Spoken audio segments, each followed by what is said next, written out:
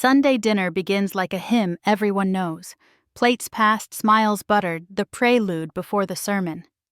Lena lifts her phone and scrolls through shots of her kitchen, marble veining, custom cabinets, a backsplash she says took months to curate. "It's wild what owning lets you do," she says, showing Mom.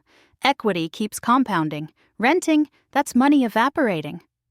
Mom nods. Dad saws his steak, then points the blade at me. "Maya, you're 29. Time to think about the future. You can't rent forever." Across the table, Uncle Victor adds his seasoning. "Market's brutal. You need real income, pristine credit, serious cash down. Not everyone's built for it." I spear green beans and practice my old trick. Beige agreement, half smiles, the quiet. To them, I am the modest one. A 3-year-old Civic, a small consulting job, an apartment in a neighborhood the family pronounces with a shrug. Lena leans back. Nothing wrong with renting, of course. Some people just prefer fewer obligations. Taxes, insurance, HOA fees, that stuff can overwhelm folks with limited bandwidth. Her voice drops a sympathetic octave calibrated to sting.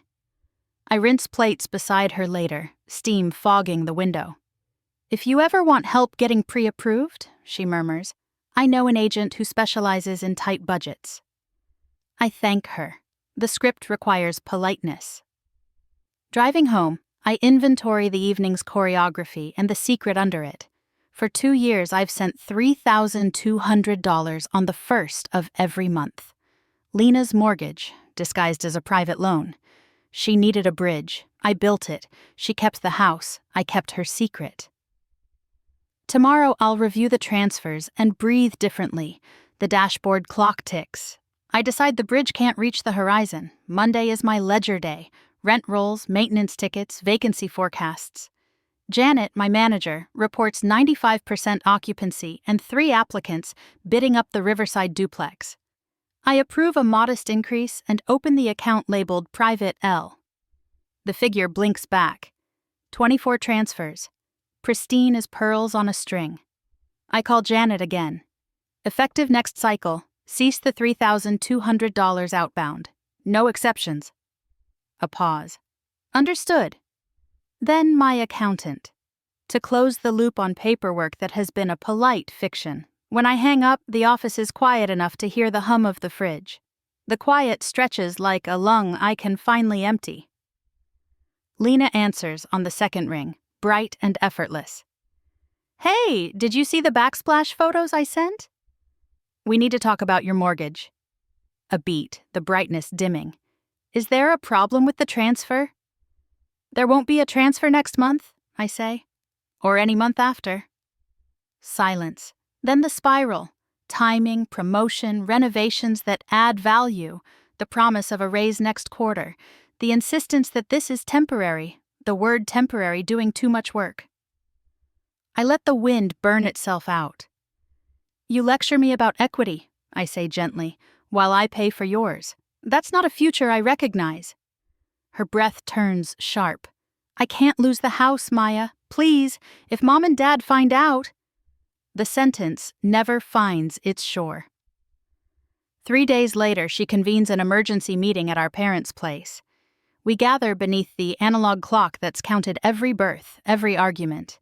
Lena stands, eyes rimmed, hands clasped.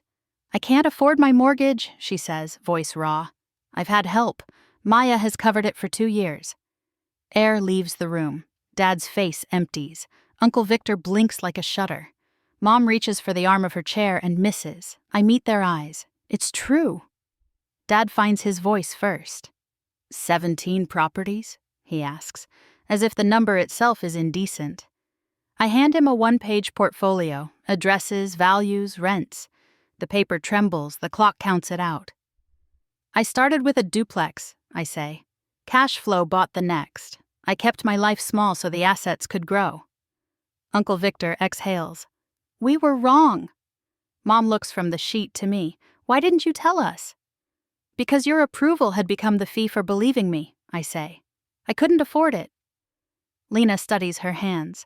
"I never meant to make you small." A breath. "I just couldn't stand to be seen as failing." "You're not failing," I say. "You're overextended. Those are different stories." We set boundaries that fit inside plain sentences. I won't fund the mortgage. She will call the bank, list the house, or raise income to close the gap. I'll advise if asked, not rescue by habit. It feels like a window finally opening. Weeks move. The bathroom renovation vanishes from her mood board. She meets a buyer and chooses a condo with a payment that fits like a well-made shoe. The sale clears her cards and seeds an emergency fund. Shame loosens its knot. At dinner a month later, the conversation tilts. Dad asks about cap rates without flinching. Mom wants to know how I screen tenants. Lena admits relief at not pretending, and I believe her. On a Tuesday, my phone pings. First condo payment from my own account. Thank you for the bridge and for closing it. I read the message in the quiet of my kitchen, the hum of the fridge steady as surf. Beyond the window, the city keeps its unshowy promises, lights paid for, roofs maintained, keys exchanged without ceremony. I pour tea and let the cup warm my palms. The bridge did what bridges do. It carried someone until land appeared. Then it stopped being necessary.